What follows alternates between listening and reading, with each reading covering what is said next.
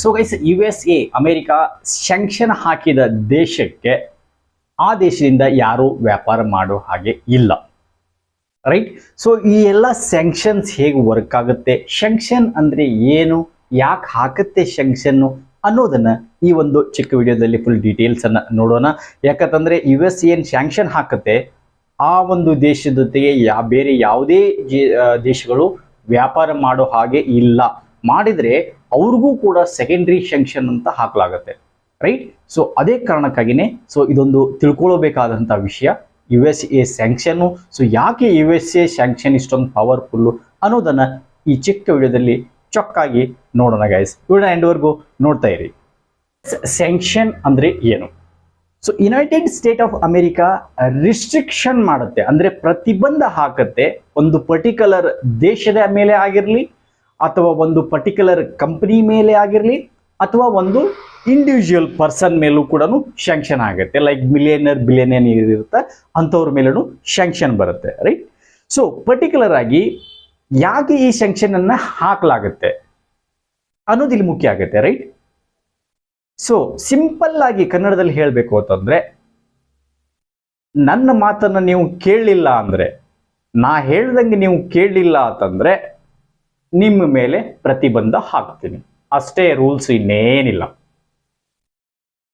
If ದೇಶ ಆಗಿರ್ಲಿ ಅಥವಾ ಇಂಡಿವಿಜುವಲ್ ಕಂಪನಿ ಆಗಿರ್ಲಿ, ಇಂಡಿವಿಜುವಲ್ ಪರ್ಸನ್ ಆಗಿರ್ಲಿ, ಯುನೈಟೆಡ್ ರೂಲ್ಸ್ ಏನಿದೆ, ಅವರ ಮಾತು ಏನಿದೆ, ರೂಲ್ಸ್ ಅಂದ್ರೆ ಬೇಸಿಕಲಿ ಅವರ ಒಂದು ಹೇಳಿದಾಗ ಕೇಳೋದು. United state of America government ಏನ್ ಹೇಳುತ್ತೆ ಅದು ಹಾಗೆ ನೀವು ಕೇಳಲಿಲ್ಲ ಅಂದ್ರೆ ನಿಮ್ಮ ಮೇಲೆ ರೆಸ್ಟ್ರಿಕ್ಷನ್ ಹಾಕುತ್ತೆ.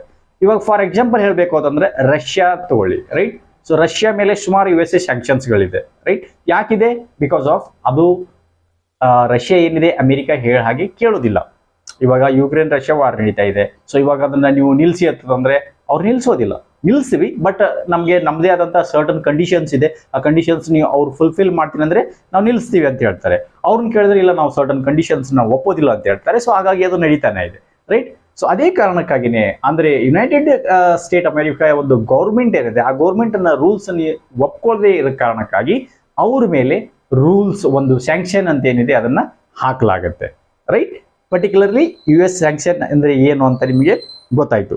ಬಟ್ ಇದು ಹೇಗೆ ವರ್ಕ್ ಆಗುತ್ತೆ, ಯಾರು ಇದನ್ನ ಇಂಪ್ಲಿಮೆಂಟ್ ಮಾಡ್ತಾರೆ ಅಂದ್ರೆ, US ಅಲ್ಲಿ ಒಂದು ಬಾಡಿ ಇರುತ್ತೆ, OFAC ಅಂದ್ರೆ office of foreign assets control, right?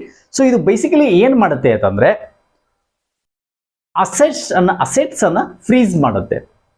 ಇವಾಗ USA ದಲ್ಲಿ ಬ್ಯಾಂಕ್ನಲ್ಲಿ ಈ ಒಂದು ರಷ್ಯಾ ಕಂಟ್ರಿ, ಇವಾಗ ರಷ್ಯಾ ಮೇಲೆ ಸ್ಯಾಂಕ್ಷನ್ ಹಾಕಿದ್ದಾರೆ ಅಂದ್ರೆ ರಷ್ಯಾದ ಏನೆಲ್ಲ ಅಸೆಟ್ಸ್ ಇರುತ್ತೆ US ಬ್ಯಾಂಕ್ಸ್ ನಲ್ಲಿ, ಎಷ್ಟೊಂದು ಲಕ್ಷ ಕೋಟಿ ಕಾಸಿರುತ್ತೆ. ಪ್ರತಿಯೊಂದು ದೇಶದ US ಅಲ್ಲಿ ಬ್ಯಾಂಕ್ಸ್ ಗಳಲ್ಲಿ ಕಾಸು ಇರುತ್ತೆ, ರೈಟ್? ಅದಕ್ಕೆ ಫಾರಿನ್ ರಿಸರ್ವ್ ಅಂತ ಹೇಳ್ತಾರೆ, ರೈಟ್? ಸೊ ಅದು ಇದ್ದೇ ಇರುತ್ತೆ. ಯಾಕಂದ್ರೆ ನಾವು ಅದನ್ನ ಮುಂದೆ ತಿಳ್ಕೊಳ್ಳೋಣ. ಯಾಕಂದ್ರೆ ನಾವು ಇಂಟರ್ನ್ಯಾಷನಲ್ ಟ್ರೇಡ್ ಮಾಡಬೇಕು ಅಂದ್ರೆ ಫಾರಿನ್ ರಿಸರ್ವ್ ಬೇಕೇ ಬೇಕು ಡಾಲರ್ ಅಲ್ಲಿ. ಸೊ ಹಾಗಾಗಿ ಅದೇನಾಗುತ್ತೆ ಅಂತಂದ್ರೆ ಆ ಒಂದು ಅಸೆಟ್ ಅನ್ನ ಫ್ರೀಸ್ ಮಾಡುತ್ತೆ ಸ್ಯಾಂಕ್ಷನ್ ಹಾಕಾದ್ಮೇಲೆ. ಆ ದೇಶದ ಹಾಕಾದ್ಮೇಲೆ ಆ ದೇಶದ ಒಂದು ದುಡ್ಡು ಏನಿರುತ್ತೆ US ನಲ್ಲಿ, ಆ ದುಡ್ಡನ್ನು ಅವರು ಯೂಸ್ ಮಾಡೋಕ್ ಸಾಧ್ಯನೇ ಇಲ್ಲ. ಕಂಪ್ಲೀಟ್ ಆಗಿ ಅಕೌಂಟ್ ಅನ್ನ ಬ್ಲಾಕ್ ಮಾಡಲಾಗುತ್ತೆ, ರೈಟ್? ಆಮೇಲೆ ಟ್ರೇಡು. ಸೊ ಈ ಯಾವ ದೇಶಕ್ಕೆ USA ಬ್ಯಾನ್ ಅನ್ನ ಹಾಕಿರುತ್ತೆ ಅಂದ್ರೆ ಸ್ಯಾಂಕ್ಷನ್ ಅನ್ನ ಹಾಕಿರುತ್ತೆ, ಆ ಒಂದು ದೇಶದ ಜೊತೆಗೆ USA ಕಂಪನಿಗಳು ಲೈಕ್ ಗೂಗಲ್ ಆಗಿರ್ಲಿ, ಆಪಲ್ ಆಗಿರ್ಲಿ, ಟೆಕ್ನಾಲಜಿಯಲ್ಲಿ ಆಗಿರ್ಲಿ, ಆರ್ಮ್ಸ್ ಆಗಿರ್ಲಿ, ವೆಪನ್ಸ್ ಸೇಲ್ ಮಾಡೋರಾಗಿರ್ಲಿ, ಇನ್ನಿತರ ಯಾವುದೇ ಯುನೈಟೆಡ್ ಸ್ಟೇಟ್ ಆಫ್ ಅಮೆರಿಕಾ ಒಂದು ಗೌರ್ಮೆಂಟ್ ಒಂದು ಯುನೈಟೆಡ್ ಸ್ಟೇಟ್ ನ ಕಂಪನಿಗಳೇನಿದೆ ಆ ಒಂದು ದೇಶದ ಜೊತೆಗೆ ಟ್ರೇಡ್ ಮಾಡೋ ಹಾಗೆ ಇಲ್ಲ. ಟೆಕ್ನಾಲಜಿ ಆಗಿರ್ಬೋದು, ಆಯಿಲ್ ಆಗಿರ್ಬೋದು, ಇನ್ನಿತರೆ ಆರ್ಮ್ ವೆಪನ್ಸ್ ಆಗಿರ್ಬೋದು, ಯಾವುದೇ ಇದ್ರೂ ಕೂಡ ಅವರು ಆ ದೇಶದ ಜೊತೆಗೆ ಏನು ಸ್ಯಾಂಕ್ಷನ್ ಹಾಕಿರುತ್ತೆ USA, ಆ ದೇಶದ ಜೊತೆಗೆ USA ಕಂಪನಿಗಳು ಏನಿದೆ ವ್ಯಾಪಾರ ಮಾಡೋ ಹಾಗೆ ಇಲ್ಲ. ಇನ್ನೊಂದೇನು ಅಂತಂದ್ರೆ ಬ್ಲಾಕ್ ಡಾಲರ್ ಟ್ರಾನ್ಸಾಕ್ಷನ್ಸ್. ಇಲ್ಲಿ ಇದೇ ಒಂದು ನೋಡಿ, ಇದು ಒಂದು ಇಂಪಾರ್ಟೆಂಟ್. ಮೋಸ್ಟ್ ಗ್ಲೋಬಲ್ ಟ್ರೇಡ್ ಏನಾಗುತ್ತೆ, ವ್ಯಾಪಾರ ಏನಾಗುತ್ತೆ, ಅದು ಡಾಲರ್ ಅಲ್ಲಿ ಆಗುತ್ತೆ. ಟ್ರಾನ್ಸಾಕ್ಷನ್ ಏನ್ ಮಾಡ್ತಾರೆ ಅದು ಡಾಲರ್ ಅಲ್ಲಿ ಆಗುತ್ತೆ. ಇವಾಗ ಫಾರ್ ಎಕ್ಸಾಂಪಲ್ ಹೇಳ್ಬೇಕು ಅಂತಂದ್ರೆ, ನಾವು ರಷ್ಯಾದಲ್ಲಿ ಅಥವಾ ರಷ್ಯಾದಲ್ಲಿ ಆಗಿರ್ಲಿ ಅಥವಾ ಇನ್ನಿತರೆ ಬೇರೆ ಯಾವುದೇ ಕತಾರಲ್ಲಿ ಆಗಿರ್ಲಿ, ಯಾವುದೇ ದೇಶದಲ್ಲಿ ಆಗಿದ್ರು ಕೂಡ ನಾವು ಅಲ್ಲಿ ಅವರೊಂದು ಸಾಮಾನು ಪಡಿಬೇಕು ಅಂತಂದ್ರೆ ನಾವು ಅವರಿಗೆ ರುಪೀಸ್ ದಲ್ಲಿ ಕೊಡೋದಿಲ್ಲ. ಏನ್ ಮಾಡ್ತಾರೆ, ಎಕ್ಸೆಪ್ಟ್ ಮಾಡೋದಿಲ್ಲ, ಅವರು ಡಾಲರ್ ಅಲ್ಲಿ ಎಕ್ಸೆಪ್ಟ್ ಮಾಡ್ತಾರೆ. ಯಾಕಂದ್ರೆ ಇಂಟರ್ನ್ಯಾಷನಲ್ ಕರೆನ್ಸಿ ಇದು. ಸೊ ನಾವು ರುಪೀಸ್ ಅನ್ನ ಡಾಲರ್ ಕೊಟ್ಬಿಟ್ಟು ನಾವು ಡಾಲರ್ ಇಸ್ಕೊಂಡು ಡಾಲರ್ ಅವ್ರನ್ನೇ ಪೇ ಮಾಡ್ತೀವಿ, ಅಲ್ಲಿಂದ ನಾವು ಮಟೀರಿಯಲ್ ತಗೋತೀವಿ. ಸೊ ಅದೇ ಕಾರಣಕ್ಕಾಗಿ ಏನ್ ಮಾಡುತ್ತೆ, ಯು ಎಸ್ ಎ ಯಾವ ಸ್ಯಾಂಕ್ಷನ್ ಹಾಕಿರುತ್ತೆ ಆ ಕಂಪನಿಗಳಿಗೆ ಟ್ರಾನ್ಸಾಕ್ಷನಲ್ ಅಂದ್ರೆ ಇಂಟರ್ನ್ಯಾಷನಲ್ ಟ್ರಾನ್ಸಾಕ್ಷನ್ ಏನಿರುತ್ತೆ ಅದನ್ನ ಬ್ಯಾನ್ ಮಾಡಲಾಗುತ್ತೆ. ಅಂದ್ರೆ ಅವರು ಒಂದು U S A banking system ಏನಿರುತ್ತೆ ಅದಕ್ಕೆ ಆಕ್ಸೆಸ್ ಮಾಡಕ್ಕೆ ಸಾಧ್ಯ ಆಗೋದಿಲ್ಲ. ಇದೇ ಒಂದು ಮೋಸ್ಟ್ ಪವರ್ಫುಲ್ ವೆಪನ್. ಈ ಒಂದು ಸ್ಯಾಂಕ್ಷನ್ ಎಂಟೈರ್ ಸ್ಯಾಂಕ್ಷನ್ ನಲ್ಲಿ ಇದೇ ಒಂದು ಬೇಸ್ಟ್, ಅಂದ್ರೆ ಅದಕ್ಕೆ ಎಂಟ್ರಿ ಮಾಡಕ್ ಆಗೋದೇನೇ ಇಲ್ಲ ಯು ಎಸ್ ಬ್ಯಾಂಕಿಂಗ್ ಸಿಸ್ಟಮ್ ನಲ್ಲಿ. So U S banking system ನಲ್ಲಿ ಎಂಟ್ರಿ ಮಾಡಕ್ ಆಗಿಲ್ಲ ಅಂದ್ರೆ ಅವ್ರದ್ದು ಒಂದು ಟ್ರಾನ್ಸಾಕ್ಷನ್ ಏನಿದೆ ಅದು ಆಗೋದಿಲ್ಲ. ಟ್ರಾನ್ಸಾಕ್ಷನ್ ಆಗೋದಿಲ್ಲ ಅಂದ್ರೆ ತಿರ್ಗಾ ಮತ್ತೆ ಅವ್ರಿಗೆ ಏನೋ ಲಾಸ್, ಎಕನಾಮಿಕ್ಲಿ ಲಾಸ್ ಆಗುತ್ತೆ, ರೈಟ್. ಸೊ ಇದು ಒಂದು.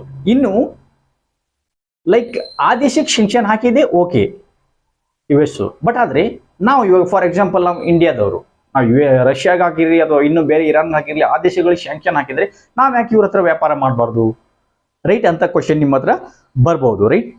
ಆಗ ಬರುತ್ತೆ ನೋಡಿ ಯು ಎಸ್ ಎ ಏನ್ ಮಾಡುತ್ತೆ, ಧಮ್ಕಿ ಹಾಕತ್ತೆ. ಅದಕ್ಕೆ ಹೇಳೋದು ಸೆಕೆಂಡ್ರಿ ಸ್ಯಾಂಕ್ಷನ್ ಅಂದ್ಬಿಟ್ಟು.